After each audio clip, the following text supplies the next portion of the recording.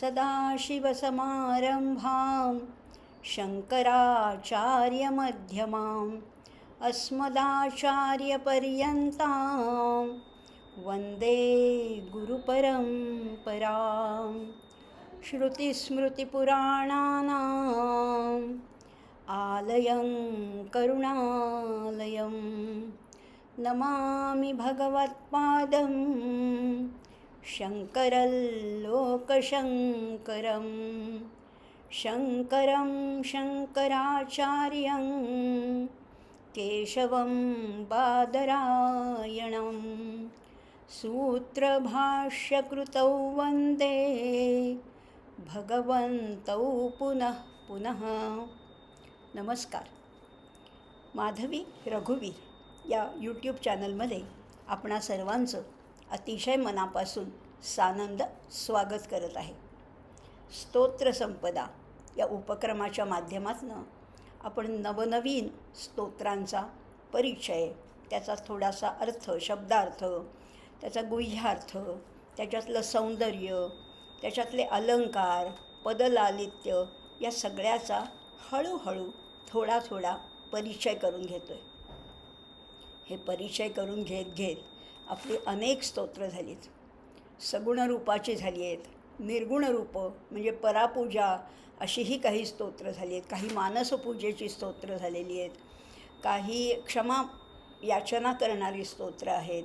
अशी अनेक स्तोत्रांचा आपण जिव्हा स्तोत्राचा अभ्यास केला, साधना पंचकाचा अभ्यास केला, अनेक पंचकं आहे, षटकं आहेत, अष्टकं आहेत. अशा अनेक स्तोत्रांचा अभ्यास करत करत आपण आता मागच्या भागापासून आपण श्रीरामस्तुतीचा अभ्यास करतो आहे.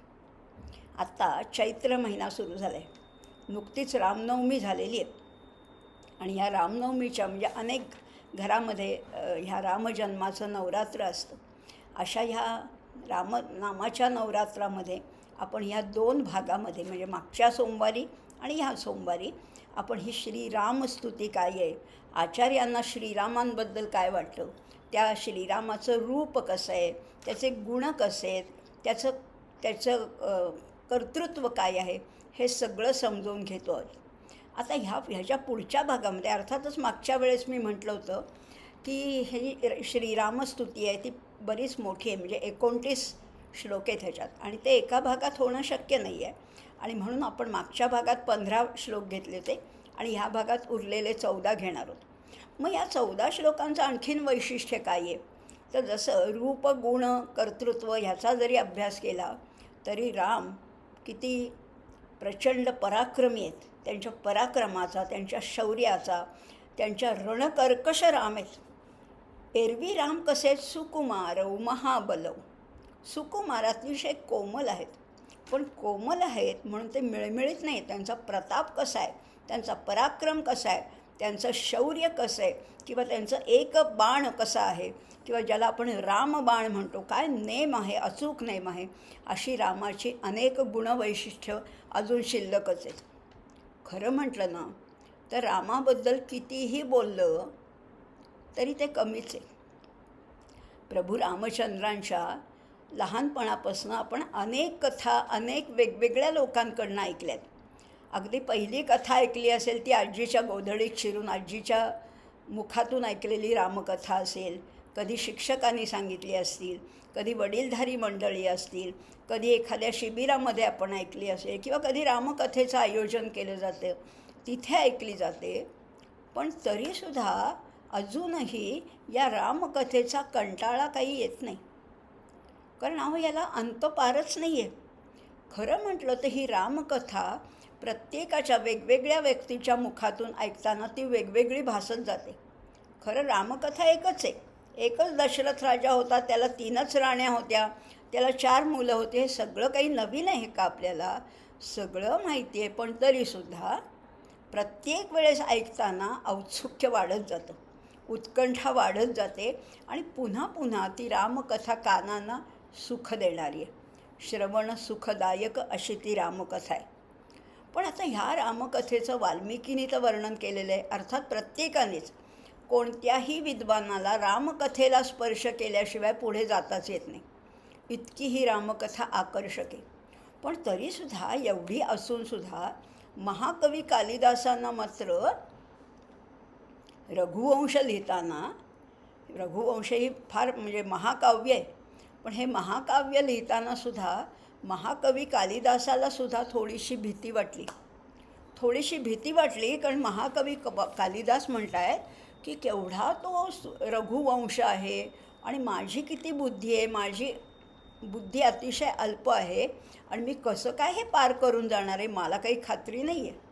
महाकवी कालिदास म्हणत आहेत, काय म्हणत आहेत बघूया. क्व सूर्यप्रभवो वंशः, क्व म्हणजे कुठे, सूर्यप्रभवो वंशा, कुठनं हा सूर्यवंश आहे, हा रघुवंश आहे, हा सूर्यापासून निर्माण झालेला. क्व सूर्यप्रभवो वंशः क्वच मे अल्पविषया मतिः. बरं, ह्या विषयातली माझी बुद्धी किती आहे, अल्प आहे. क्वच मे अल्पविषया मतिः तितीर्षु दुस्तरम मोहात.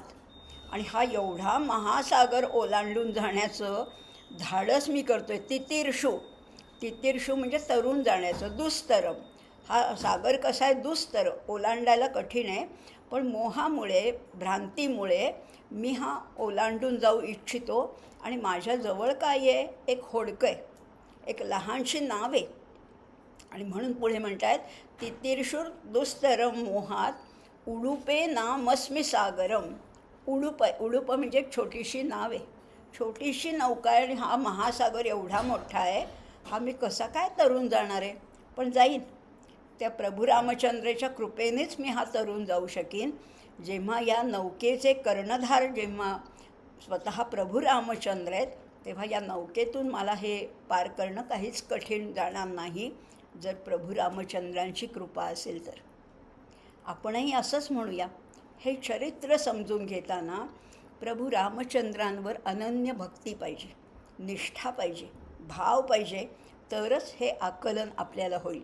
ही श्रीरामस्तुती 29 कडव्याची असली, पुन्हा पुन्हा जरी काही वेळेला आपल्याला पुनरावृत्ती वाटत असली, तरी प्रत्येक शब्दातलं सौंदर्य वेगळं आहे. प्रत्येक शब्द हा अनुप्रासयुक्त आहे, यमक आहे, अलंकार आहे. हे सगळं आपण जाणून घेत आता पुढे जाणार आहोत. हे तर आपण कालिदासाचं वचन पाहिलंच. अशी अनेक वचनंसुद्धा या पुढच्या भागामध्ये आपण उद्धृत करणार आहोत. काय म्हटलेलं आहे आता बघा. 15 श्लोक झाले होते आपले. 16व्या श्लोकामध्ये काय म्हणतात बघूया आचार्य. शीलापित्वदंघ्री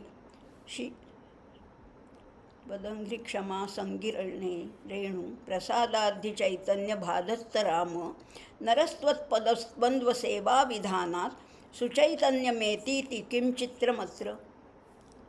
काय म्हटलेले बघूया परत. शीलापित्वदंघ्री क्षमा संगिरेणू. अंघ्री शब्द आपल्या आता परिचयाचा आहे बरं का. अंघ्री म्हणजे चरण. शीलापित्वदंघ्री क्षमा संगिरेणू. आपल्याला कथा माहिती आहे, अहल्येची कथा माहिती आहे. नुसत्या त्या शिळेला प्रभू रामचंद्रांचा चरणस्पर्श झाला आणि त्या शिलेतला रेणू चैतन्याने भावित झाला, भारित झाला आणि त्याच्यातून ही अहल्या म्हणजे स्त्री प्रगट झाली, असं त्याचं वर्णन आहे. आणि तेच या लहानशा श्लोकामध्ये आचार्यांनी किती खुबीने मांडले ते बघूया. शीलापित्वदंघ्री क्षमा संगिरेणू.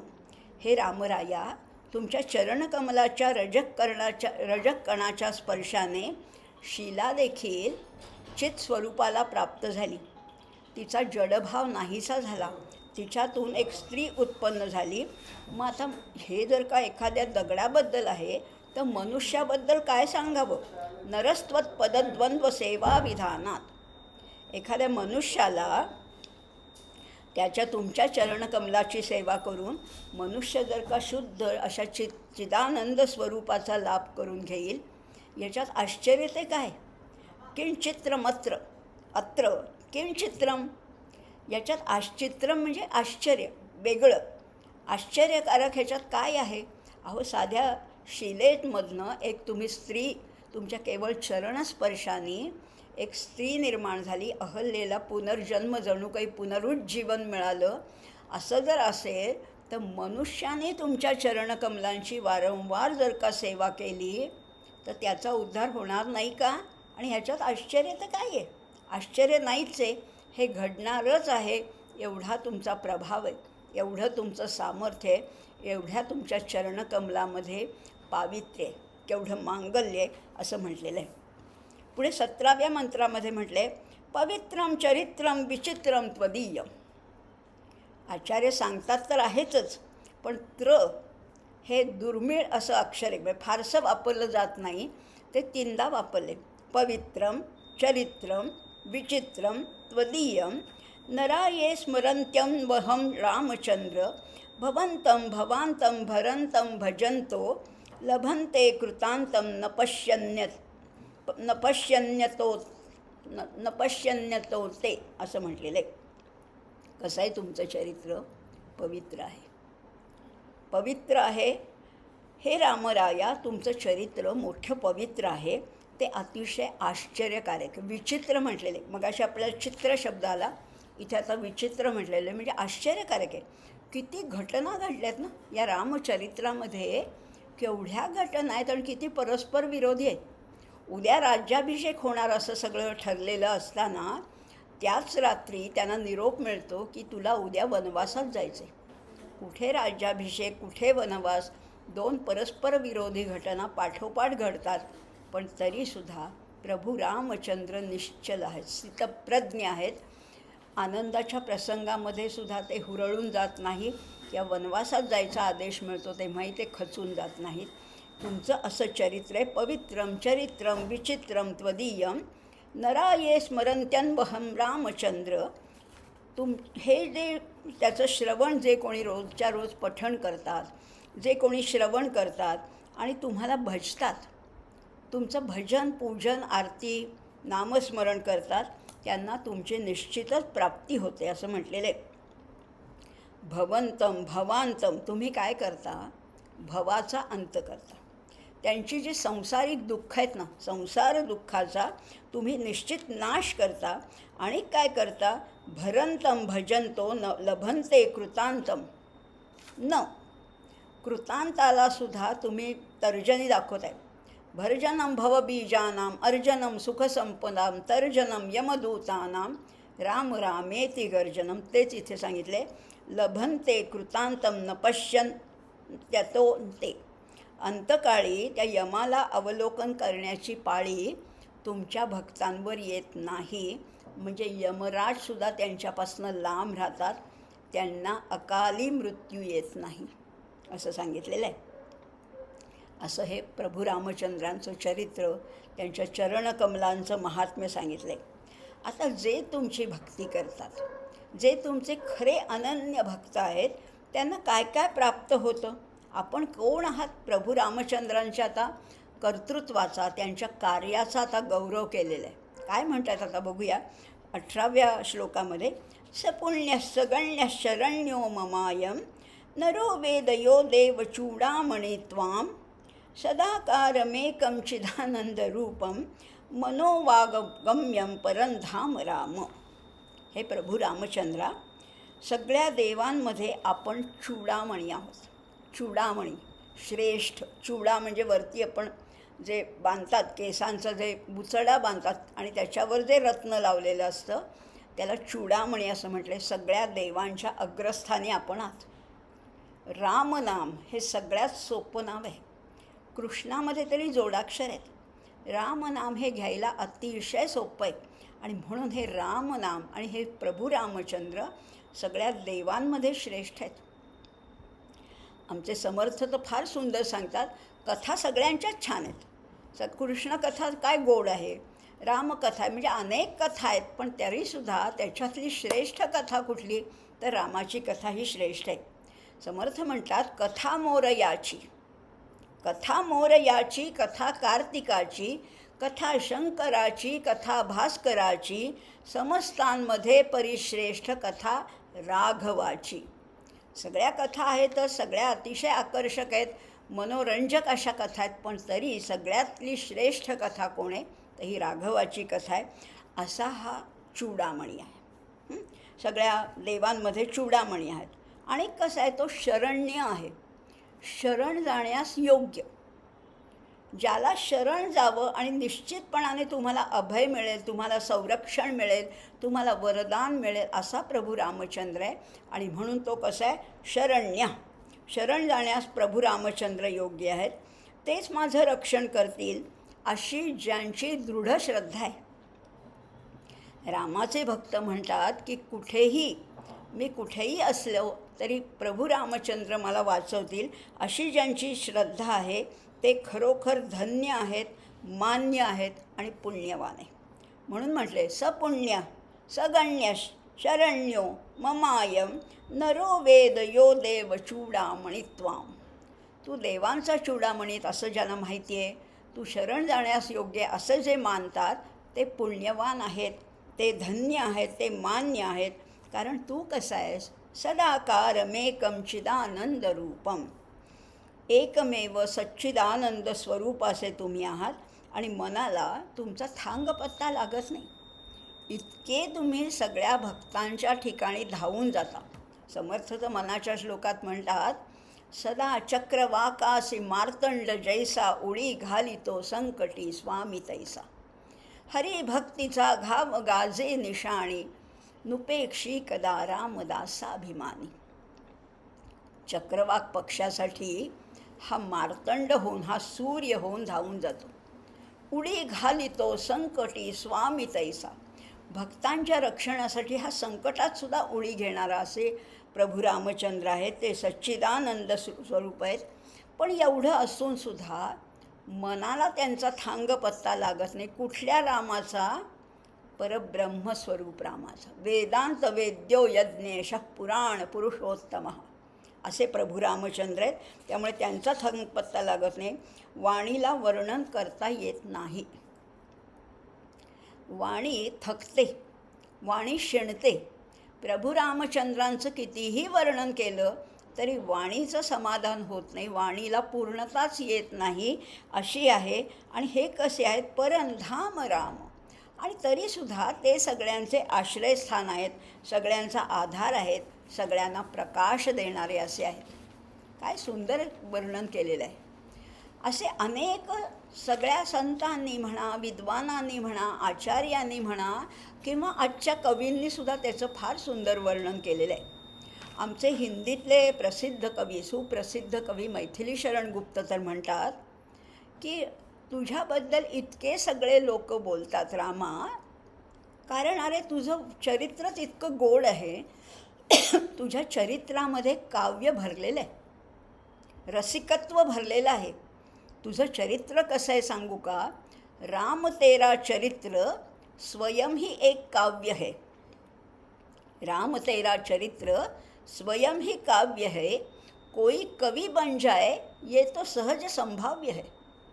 कुणीही कवी होऊ शकतं, पण रामाच्या कथेमध्येच इतकी गोडवा आहे, इतकं माधुर्य भरलेलं आहे, इतकं काव्य ओतप्रोत भरलं आहे. त्यामुळे रामकथा सांगता सांगता कुणीही कवी होऊ शकेल, इतकी ही रामकथा सगळ्यांना आकर्षित करणारी अशी ही रामकथा आहे. आता हा राम दिसायला सुंदर आहे, सुकुमार आहे. केवढे काय त्याचे लोचन, पुंडरीकाक्ष त्याचं वर्णन केलेलं आहे. त्याचे हात कसे आहेत, त्याचे पाय कसे आहेत, त्याचं उभं राहण्याची पद्धत कशी आहे, तो धनुर्धारी कसा आहे, हे सगळं जरी असलं तरी रणामध्ये कसा आहे, तो रणकर्कश आहे. रणामध्ये शत्रूला अतिशय भीतीदायक असा राम आहे. आणि त्याचंच वर्णन करताना आचार्य काय म्हणतात बघा, प्रचंड प्रताप प्रभावाभिभूत प्रभूतारी वीर प्रभो रामचंद्र बलंते कथम वर्ण्यते तीव बाल्ये यतो चंडीश कोदंडदंड. कसा आहे हा प्रभू रामचंद्र. प्रभू रामचंद्रांना आचार्य म्हणतात की तुमच्या प्रचंड प्रतापाच्या प्रभावामुळे शत्रूकडचे मोठे मोठे वीर, शत्रू काही साधा नाही आहे, शत्रूसुद्धा दशानन आहे, लंकाधिपती आहे, त्याच्याकडे मोठी सेना आहे, रामापेक्षाही मोठी सेना आहे, राक्षस सेना आहे, मोठमोठे वीर आहेत. पण तुमच्या प्रचंड प्रतापापुढे असे मोठाले वीर, पराक्रमी शूरवीरसुद्धा पराभूत झालेले आहेत. प्रभूतारी वीर प्रभो रामचंद्र. अरिवीर, अरी म्हणजे शत्रूकडचं सैन्य. हे रामराया, तुमचं बळ वर्णन तरी किती करावं. बलंते कथम वर्ण्यते तीव बाल्ये. कसं काय तुमचं वर्णन करावं, तुमचं बळ वर्णन कसं करावं. अगदी लहान वयातसुद्धा, बाल्ये म्हटलेलं ना, लहान वयातसुद्धा यतो खंडी चंडीश कोदंड दंडा. शंकराच्या धनुष्याचे तुम्ही पाहता पाहता 2 तुकडे केलेत की. 2 तुकडे करून लहान वयात. आपल्याला सगळ्यांना माहिती आहे, स्वयंवराच्या वेळेस ज्या शिवधनुष्याला बाण लावायचा तो त्याला प्रभू रामचंद्राने नुसता हात लावून उचललं. अर्थातच स्मरण केलं, आधी वंदन केले धनुष्याला.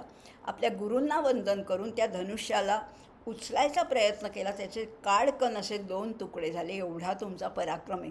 बरं, बालपणापासूनच आहे. खरोखर आपण कोदंड दंड आहात आणि म्हणून आपण धन्य आहात, असं वर्णन प्रभू रामचंद्रांचं केलं आहे. आता प्रत्यक्ष युद्धात नेमकं काय झालं, आणि खरं म्हटलं तर प्रभू रामचंद्रांचा अवतार आहे, जो जन्म आहे, तोच मुळी या दशग्रीवाचा किंवा या रावणाचा, या लंकाधीशाचा निपात करण्यासाठीच आहे. यदा यदा हि धर्मस्य ग्लानिर्भवति भारत अभ्युत्थानम अधर्मस्य तदात्मानं सृजाम्यहम. तेव्हा तेव्हा मी अवतार घेतो. या रावणाने सगळ्या देवांनासुद्धा सळो की पळो करून सोडलं होतं. सगळ्या देवांना आपल्या बंदिवासात ठेवलं होतं. असा दशग्रीव, आता बघा त्याचं वर्णन केलेलं आहे. दशग्रीव मुग्रम सुपुत्रम समित्रम सरिद्दुर्गमध्यस्थ रक्षो गणेशम भवंतं विना राम वीरो नरो वा सुरो वा मरो वा जयेत कस्त्रिलोक्यम. फार सुंदर वर्णन केलेलं आहे. हे रामराया, आपल्या पराक्रमाचं, शक्तीचं वर्णन मी कसं करू. तो उग्र, तो 10 तोंडाचा दशानन, किंवा नद्या सागरांनी जो दुर्गम अशा लंकेचा जो अधिपती आहे, जो राक्षसांचा राजा आहे, त्रैलोक्य ज्यांनी जिंकलेलं आहे. केवढा समोर काही साधा वीर नाही आहे. अतिशय पराक्रमी, अतिशय बलवान, तपोनिष्ठ असा रावण समोर असतानासुद्धा त्याला तर तुम्ही जिंकलंच. त्याला तर तुम्ही जिंकलं, पण त्याचे जे पुत्र आहेत, इंद्रजित आहेत, मारीच आहे, खरं आहे, दूषण आहे, सुबाहू आहेत, या सगळ्यांना परलोकी पाठवलेले आहेत. काय तुमचा पराक्रम आहे. हे रामा, तुझ्याशिवाय देवांमध्ये, दानवांमध्ये किंवा मानवांमध्ये असा कोणीतरी दुसरा वर आहे का. दुसरा श्रेष्ठ कोणी वीर आहे का. कोणीच नाही आहे. विचारलं आहे, सुरो वा अमोरो वा जयेत कस्त्रिलोक्यम. सुरांमध्ये किंवा अमर अशा सुरांमध्ये किंवा राक्षसांमध्ये, मानवांमध्ये असा कोणीही तुझ्या इतका शूरवीर त्रैलोक्यात शोधूनसुद्धा सापडणार नाही. कारण तुझा पराक्रम अफाट आहे. म्हणजे अवर्णनीय असा तुझा पराक्रम आहे. पण जरी असा तू असलास, रणामध्ये रणकर्कश आहेत, पराक्रमाने शत्रूला सळो की पळो करून सोडणारा जरी तू असलास, तरी भक्तांच्यासाठी अतिशय प्रेमळ आहेस, अतिशय दयाळू आहेस. जे तुझे भक्त नुसतं राम राम म्हणतात, त्यांना तू काय काय देतोस रे. पुढे म्हटले, सदा राम रामेति रामामृतंते सदा राम मानंद निश्चंद कंदम पिबंतं नमंतं सुदंतं हसंतं हनुमंत मंतर भजेतं तम नितांतम. आता प्रभू रामचंद्रांचं वर्णन करताना हनुमंताला गाळून चालेल का. हनुमंतांना वगळून चालेल का. जिथे राम आहे तिथे हनुमंत आहेच आहे. हनुमंताशिवाय काहीच शक्य नाही आहे. आणि ह्या जसं रामरक्षेचं म्हटलेलं आहे, मनोजवम मारुततुल्य वेगम. वाल्मिकींचं वर्णन आहे, मारुतीचं वर्णन आहे. या रामभक्तांशिवाय रामकथा पूर्णच होऊ शकत नाही. असं मानलं जातं की जिथे जिथे रामकथा चालते तिथे हनुमंतांसाठी एक आसन ठेवलं जातं. या हनुमंतांचा एवढा मान आहे, एवढा आदर त्यांना दिला जातो. कारण खरी दास्यभक्ती कुठे आहे, ही हनुमंताकडे. काय आहे, काय करतात ते. सदा सर्वदा राम राम अशा नामामृताचं प्राशन करणाऱ्यांच्या चित्ताला तू आनंद देतोस. राम राम हेच मुळात अमृत आहे. अमृतासारखं तुझं नाम आहे आणि ह्या अमृताचं नामामृताचं जे प्राशन करतात, जे सदैव ज्यांच्या मुखामध्ये हे रामनाम आहे, यांच्या सगळ्यांच्या चित्ताला तू आनंद देतोस. तू अभिराम आहेस. लोकाभिरामम श्रीरामम भूयो भूयो नमाम्यहम असा तू आहेस. तू कसा आहेस? नित्य निरतिशय अशा आनंदाचा कंद आहेस. आनंदाचा कंद म्हणजे तात्पुरता आनंद नाही, नित्य आनंद देणार आहेस, सदैव आनंद देणारा असा तू आहेस. अशा तुझ्या चरणी जो लीन आहे, जो तुझा खरा दास आहे, किंवा तो कसा आहे? सुदंतम हसंतम. तो हसतो ना तेव्हा सुदंतम, त्याचे दात अतिशय सुंदर दिसतात. असा पिबंतम नमंतम, सदैव नमस्कार करतो, पण जेव्हा तो हसतो, स्मितहास्य करतो, तेव्हा त्याचे दात शोभून दिसतात. अशा हनुमंताला हनुमंत मंतर भजेतम नितांतम. अशा हनुमंताचं मी अंतःकरणात अतिशय प्रेमाने, मोठ्या प्रेमाने भजन करते. भजेतम नितांतम, त्याचं स्मरण केलं पाहिजे. राम जिथे आहे तिथे हनुमंत आहेतच. हनुमंतांशिवाय रामकथा कधीच पूर्ण होणार नाही आहे. आता आणखीन कोण कोण आहेत? ह्याचे भक्त तर अनेक आहेत. अगदी आमचे समर्थ रामदास स्वामी आहेत, तुलसीराम आहेत, आमचे गोंदवलेकर महाराज आहेत. रामाच्या नामाशिवाय त्यांना वेगळा ध्यासच नाही. रामनाम हाच ध्यास आहे. रामाचं चरित्र हेच त्यांचं जीवन आहे. पुढे म्हटलेलं आहे, सदा राम रामेति नामामृतंते सदा राममानंद निश्चंद कंदम पिबंतम वहम नन्वहम नैव मृत्यो बिभेमि प्रसादाद सादात दैव. हे रामा, सज्जनांच्या चित्ताला तू आनंद देतोस. कसा आहेस? सदा राममानंद निश्चंद कंदम. सज्जन लोक जेव्हा जेव्हा तुझं नाम घेतात तेव्हा एक अतीव आनंदाची अनुभूती त्यांना येते. नित्य निरतिशय अशा आनंदाचा तुझ्यामध्ये सारखा उगम होतो आहे. प्रसवणारं आनंदाचा कंद आहेस तू, आनंदाचा स्रोत आहेस, असा तू आहेस. आणि राम राम असं तुझं नामामृत मी दररोज सेवन करते. अनवहम म्हणजे दररोज. अनु म्हणजे पाठोपाठ आणि अह म्हणजे दिवस. पाठोपाठ, दिवसापाठोपाठ दिवस, म्हणजे दररोज मी त्याचं सेवन करते. पिबन्नम नन्वहम नैव मृत्यो. आणि ज्याची प्राप्ती झाली असताना सगळ्या दुःखांचा नाश होतो, अशा त्या तुमच्या कृपाप्रसादाचा लाभ झाल्यामुळे आता मला खरोखर त्या मृत्यूचं सुद्धा तिळमात्र भय नाही आहे. आपल्या सगळ्यांना भीती आहे ती मृत्यूची, पण ज्याच्या पाठीशी प्रभू रामचंद्र आहेत त्याला मृत्यूसुद्धा काही करू शकणार नाही. न बिभेमी प्रसादात दसादात तवैव. पण तुझा प्रसाद मला मिळाला आहे, तुझी कृपा मला प्राप्त झाली आहे. आता मला कशाचीही भीती नाही, मृत्यूची सुद्धा नाही. पण आता पुढच्या इतर देवांपेक्षा तू कसा श्रेष्ठ आहेस? तू श्रेष्ठ आहेसच. मगाशी आपण मागच्या कडव्यामध्ये पाहिलं होतं की हा देवांचा चूडामणी आहे. पण आता आणखीन ते अधोरेखित करण्यासाठी आता आचार्य काय म्हणत आहेत बघा. फारच सुंदर वर्णन केलेलं आहे. रामाची सगळ्या लक्षणाने, रामाचं पंचायतन आपल्याला माहिती आहे. जिथे राम आहे, दक्षिणे लक्ष्मणो यस्य राम वामे तु जनकात्मजा पुरतो मारुतिर्यस्य तं वंदे रघुनंदन. असं सगळं रामाचं पंचायतन आहे. रामाची आयुध आहेत. एकूण सगळं रामाचं वर्णन करताना जी सगळी वर्णनं आहेत, आता त्याला थोडंसं एक वेगळी छटा दिली आचार्याने. आता काय म्हणतात? असीता समेतैर कोदंड भूपै रसौ मैत्र वंद्यैरचंड प्रतापै अलंकेशकालैर सुग्रीव मैत्रै ररामाधिधेयैर रलं देवतैर्नः देवतैः नः अलम. इतर देवता ज्या आहेत त्या अलम, बासता, पुरे, त्यांचं वर्णन पुरे. आमच्यासाठी आमचा रामच आम्हाला श्रेष्ठ आहे. काय म्हटलेलं आहे? आमच्यासाठी आमचा रामच आम्हाला श्रेष्ठ आहे. बाकीचे देव कसे आहेत आता त्याचं वर्णन बघूया बरं का. थोडं गमतीशीर वाटेल आपल्याला. ज्याच्या सानिध्यात सीता नाही. काय म्हटलेलं आहे? असीता समैते असीता समेतै अकोदंड भूपैः.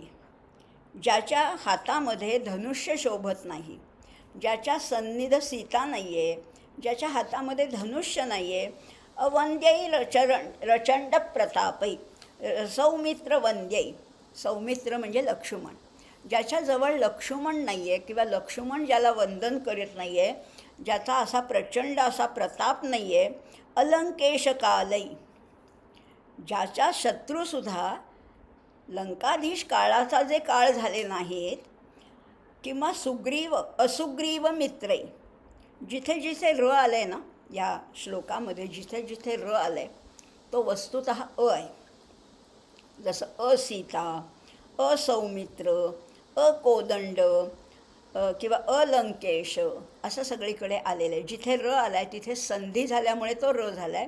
वस्तुतः त्याचा अर्थ आहे म्हणजे ज्यांच्याकडे हे नाही आहे, ज्यांच्याकडे सीता नाही, ज्यांच्याकडे धनुष्य नाही, ज्यांच्याकडे वंदन करणारा लक्ष्मण नाही, ज्यांचा शत्रू लंकेशासारखा ज्याने नाश केला आहे असा शत्रू ज्यांना नाही, असे देव. आता बघा काय म्हणलेलं आहे, असुग्रीव मित्र, ज्यांच्याकडे सुग्रीवासारखा मित्र नाही, अशा देवांच्या ज्यांच्या नावातच राम नाही, अशा इतर देवतांशी मला काय घेणं देणं आहे, माझं काय काम आहे. असं म्हणलेलं ररामाभिधेयै रलम दैवतैर्न, असे देव मला नकोतच. आता आपल्याला असं वाटेल, असं कसं म्हणतात आचार्य, रामाचं वर्णन आहे, रामाची स्तुती आहे, हे अगदी योग्य असलं तरी इतर देवांना इतकं टीका करण्याचं कारण नाही आहे असं तुम्हाला वाटेल कदाचित. जेव्हा आचार्य ज्या ज्या देवतांची स्तुती करतात, अगदी पांडुरंगाचं सुद्धा, परब्रह्मलिंगम भजे पांडुरंग, महायोगपीठे तटे भीमरथ्याम वरम पुंडरीकाय दातुं मुनींद्रैः समागत्य तिष्ठन्तमानन्दकन्दं परब्रह्मलिंगम भजे पांडुरंगम म्हटलं आहे ना. तेव्हा तर त्या पांडुरंगाला परब्रह्म म्हटलेलं आहे. जेव्हा गणेशाची स्तुती करतात तेव्हा त्याचंही अतिशय मधुर असं वर्णन केलेलं आहे. इथे रामाचं वर्णन करताना बाकीच्या देवांना त्यांनी बाजूला सारलेलं असलं तरी ते फारसं आपण मनावर घ्यायचं नाही आहे. ह्याच्यातनं आपल्याला एवढाच बोध घ्यायचा आहे की ज्या देवतेची स्तुती करायची तिथे अनन्य भाव पाहिजे. तुम्ही विठ्ठलाची करा, तुम्ही दत्तगुरूंची करा, तुम्ही कृष्णाची करा, तुम्ही पांडुरंगाची करा, ज्या देवतेची स्तुती कराल तिथे पूर्ण अनन्य भाव. म्हणून इथे रामाची स्तुती करताना ते म्हणत आहेत की बाकीच्या देवतांशी माझं काही कामच नाही आहे. वस्तुतः अशी परिस्थिती नाही आहे.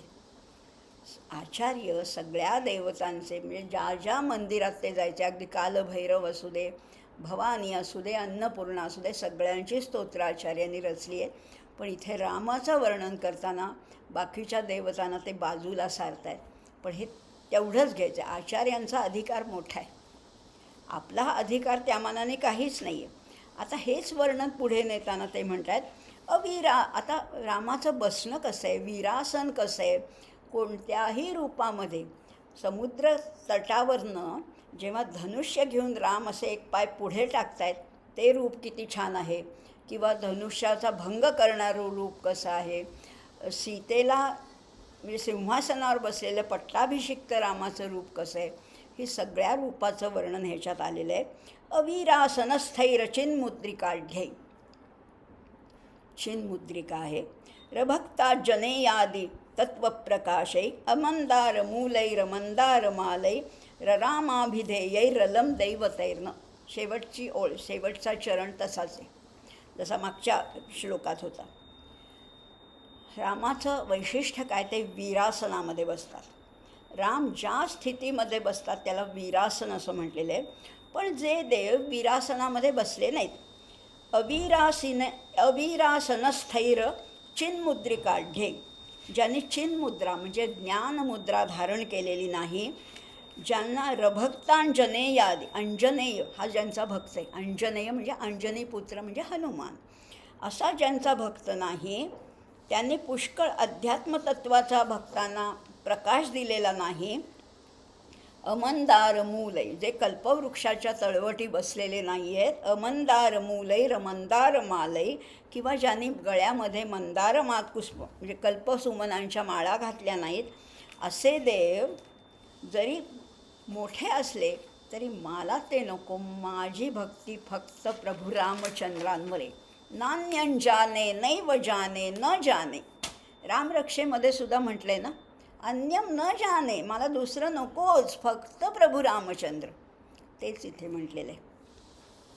कसे आहेत आमचे प्रभू रामचंद्र बघा. असिंधु प्रकोपैरवंद्य प्रतापैरवंधु प्रयाणैरमंदस्मिताढ्यै अदंड प्रवासैरखंड प्रबोधै ररामाधिधेयैरलं दैवतैर्नः. अखेरचं चरण पुन्हा तोच आहे की ज्यांच्या नावातच राम नाही आहे, त्या इतर देवांशी मला काहीच करायचं नाही आहे, मला ते नकोतच, मला फक्त माझा प्रभू रामचंद्र पाहिजे. कसा आहे तो? असिंधु प्रकोपै, ज्यांनी सागरावर प्रक्षुब्ध होऊन सेतू बांधला आहे. सागराला आपल्या ताब्यात ठेवले, आपल्या नियंत्रणात ठेवले. सागरावर सेतू बांधण्याचं धैर्य फक्त प्रभू रामचंद्रांकडे. असा प्रक्षुब्ध झालेला खवळलेल्या समुद्राला ज्यांनी बांध घातला आहे, ज्यांनी सेतू बांधला आहे, असेच असिंधु प्रकोपैर अवंद्य प्रतापै. त्यांचा प्रताप किती वंदनीय आहे. अबंधु प्रयाणैरमंदस्मिताढ्यै. प्रयाणकाळी म्हणजे प्रवासात म्हणे किंवा प्रयाणकाळी ज्यांच्या समवेत बंधू लक्ष्मण नाही. जिथे राम आहे तिथे लक्ष्मण आहेच. रामलक्ष्मणाची जोडीच आहे. बंधुप्रेमाचं हे प्रतीकच मानलं जातं. लक्ष्मण नाही अशी रामाची एकही अवस्थाच नाही आहे. सगळीकडे प्रभू म्हणजे लक्ष्मण आहेच. बंधु प्रयाणे रमंदस्मिताढ्य, ज्यांच्या मुखावर स्मितहास्य नाही आहे, स्मिताढ्य. किंवा अदंड प्रवास आहे, ज्यांनी दंडकारण्यामध्ये प्रवास केलेला नाही. किंवा अखंड प्रबोधै, ज्यांना राम ही संज्ञा नाही. असे देव पुष्कळ ब्रह्मज्ञानाचा उपदेश करत असले तरी मला त्याचा काहीच उपयोग नाही. मला माझे प्रभू रामचंद्र, फक्त प्रभू रामचंद्र, बाकी काही नको. हे टोकाचं वाटेल तुम्हाला, पण ही अनन्य भक्ती आहे, ही अव्यभिचारिणी श्रद्धा आहे, आचार्यांची आहे. आणि आपल्यालाही ह्या सगळ्या वस्तुपाठ देत आहेत आचार्य. आपल्याला सांगतायत, आपल्याला बोध करतायत. ज्याच्यावर श्रद्धा ठेवाल ती 100% ठेवा. इकडे तिकडे नाही, कमी जास्त नाही, पूर्ण म्हणजे स्वतःला अगदी आत्मनिवेदन करायचे. असे हे प्रभू रामचंद्र कसे? हरे राम सीतापते रावणारे खरारे मुरारे सुरारे परेती लपंतम नयंतम सदा कालमेवम समालोकया लोकया शेषबंधू. हरे राम, प्रभू राम तर आहेतच.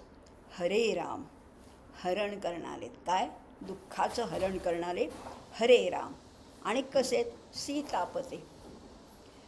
प्रभू रामचंद्रांचं वर्णन करताना नेहमीच सीतापती असं म्हटलं जातं. जानकी वल्लभ श्रीराम.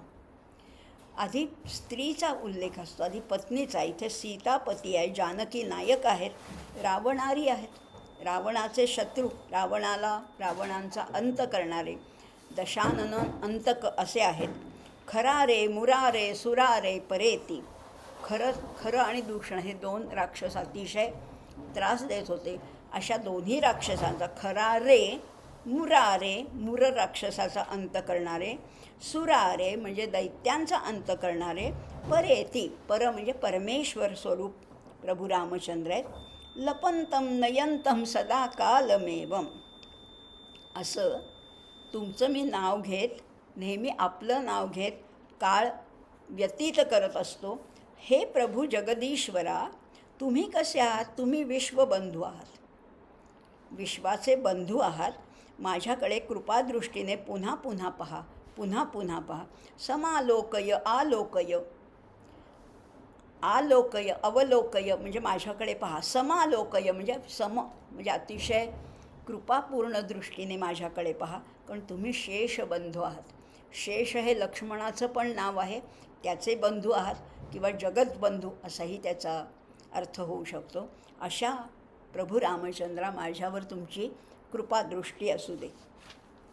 आता आणखीन काय म्हटले बघा.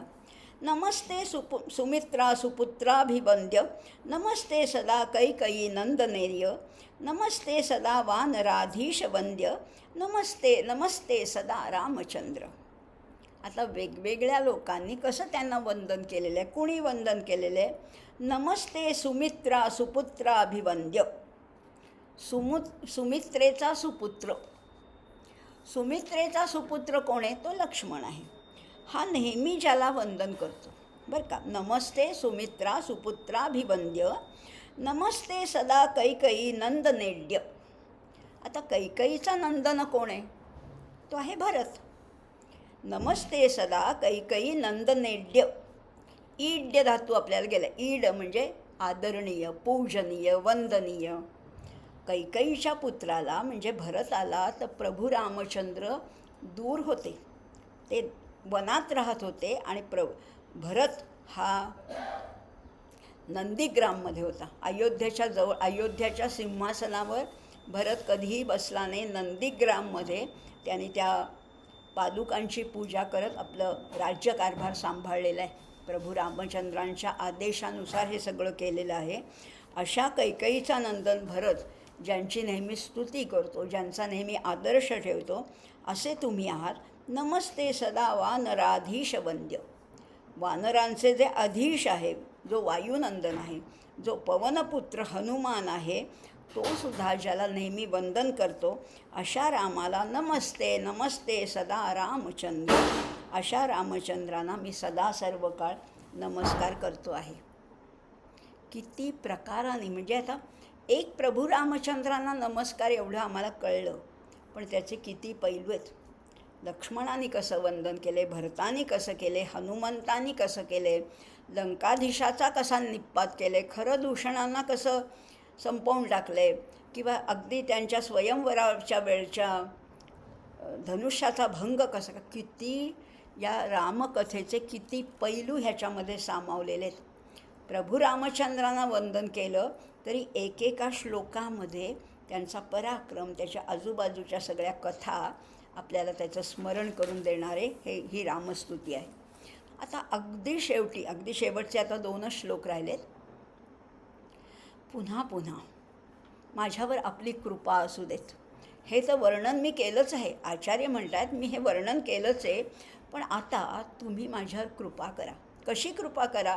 प्रसीद प्रसीद प्रचंड प्रताप प्रसीद प्रसिद्ध प्रपन्नानुकंपिन प्रसीद प्रसीद प्रचंडारिकाल प्रसीद प्रसीद प्रभो रामचंद्र. आता म्हणतानाच किती छान वाटते. प्रसीद म्हणताना, प्रसीद म्हणजे प्रसन्न व्हा, कृपा करा. पण हे प्रसीद म्हणताना पुन्हा त्याच्यात अनुप्रास चालला आहे. प्रसीद प्रसीद प्रचंड प्रताप. त्यामुळे एक नादमयता निर्माण होते, एक जोश निर्माण होतो. आणि पुढे म्हणलेले प्रसीद प्रसीद प्रपन्नानुकंपिन. मी आपल्याला शरण आलो आहे. मी प्रपन्न म्हणजे मी अतिशय श्रद्धेने तुम्हाला शरण आलेलो आहे. तुम्ही माझ्यावर प्रसन्न व्हा. तुमचा प्रताप, तुमचा पराक्रम फार प्रचंड आहे. अतिशय भयंकर अशा शत्रूंचा, दैत्यांचा तुम्ही प्रत्यक्ष काळ आहात. प्रसीद प्रसीद प्रचंडारिकाल, असे तुम्ही परमदयाळू आहात. हे प्रभू रामचंद्रा, तुम्ही माझ्यावर प्रसन्न व्हा, कृपा करा. पुन्हा पुन्हा तुम्हाला विनंती करतोय, माझ्यावर प्रसन्न व्हा. आता अगदी शेवटी आता बघा ना, या श्लोकामध्ये प्रसीद प्रसीद प्रचंड प्रताप म्हणताना 3 अक्षरांचे 4 शब्द आलेत. म्हणजे एका ओळीमध्ये 12 अक्षर आहेत. 12 अक्षरं म्हणजे काय दर्शवतात? अशा 12 अक्षरांचे 4 चरण आहेत. म्हणजे एका श्लोकामध्ये 48 अक्षर आहेत. आणि हे आहे ते भुजंग प्रयात छंद आहे. हे वृत्त आहे, भुजंग प्रयात वृत्त आहे. जसं गणाधीश जो ईश सर्वा गुणांचा, हे भुजंग प्रयात आहे. 12 अक्षर आहेत बरोबर. हे सुद्धा भुजंग प्रयातातलंच, हे वृत्तातलंच हे स्तवन आहे सगळं. आणि म्हणून शेवटी त्याचाही उल्लेख केला आहे. कुठल्याही ग्रंथामध्ये छंद कोणता, ऋषी कोणते, देवता कोणती, शक्ती काय आहे, मी कशासाठी करतो, हे सगळ्याचा उल्लेख आला तर ते अधिक मनोहर होतं, अधिक रमणीय होतं, अधिक श्रवणीय होतं. आणि म्हणून शेवटी आता आचार्य म्हणतात भुजंग प्रयातम परम वेदसारम. मी हे जे स्तोत्र रचलं आहे ना, ते भुजंगप्रयास छंदात वृत्तामध्ये असल्यामुळे ते म्हणताना अतिशय गोड वाटलं. म्हणायला पाठ करायला अतिशय सोपं आहे. सहजच मुखामध्ये ते पुन्हा पुन्हा रुंजी घालत राहतं. असं भुजंग प्रयातं परम वेदसारं मुदा रामचंद्रस्य भक्त्याच नित्यं पठन संततं चिंतयन् स्वांतरंगो स एव स्वयं रामचंद्रस्य धन्यः. आता ह्याची फलश्रुती सांगितली. वृत्त कुठलं होतं? भुजंग प्रयात वृत्तातलं हे रामचंद्रांचं स्तोत्र कसं आहे? परम आहे, श्रेष्ठ आहे आणि कसं आहे? वेदसारम. अहो सगळ्या वेदाचं सारच ह्याच्यात आलेलं आहे. रामकथा हे वेदाचं सार आहे. वेदांत वेद्य यज्ञेशो पुराण पुरुषोत्तम असा तो राम आहे. प्रभू रामचंद्र म्हणजे फक्त दाशरथी राम नाही आहे, तो निर्गुण परब्रह्मस्वरूप राम आहे. विष्णूचा साक्षात अवतार असा तो राम आहे. अशा रामाचं वर्णन केलेलं ह्या स्तोत्रामध्ये आहे. मुदा कसं केलं आहे? कोणीतरी सांगितलं बळजबरीने, कसं बसं नाही केलं.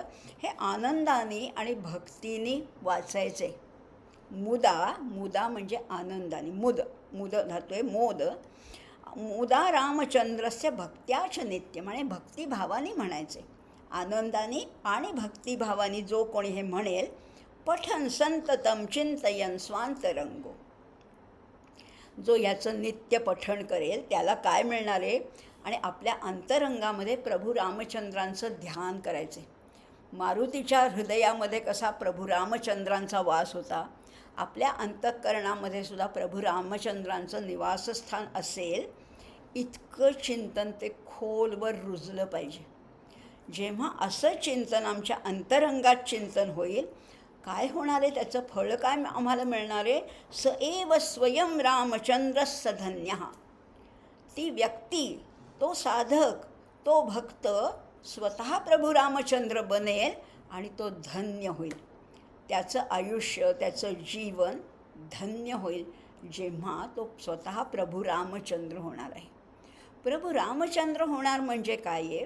त्या भक्त आहे तो भगवंताचं चिंतन करता करता करता स्वतःच भगवंत होऊन जाणारे, स्वतःच प्रभू रामचंद्र होणारे. अशा ह्या श्रीरामस्तुतीचं महात्म्य आहे. आणि कुणी सांगितलं आहे? कुणीतरी ऐऱ्यागैऱ्याने नाही सांगितलं, आधुनिक आत्ताच्या कवीने नाही सांगितलं. साक्षात शंकराचा अवतार असणाऱ्या शंकराचार्यांनी हे सांगितले आपल्याला.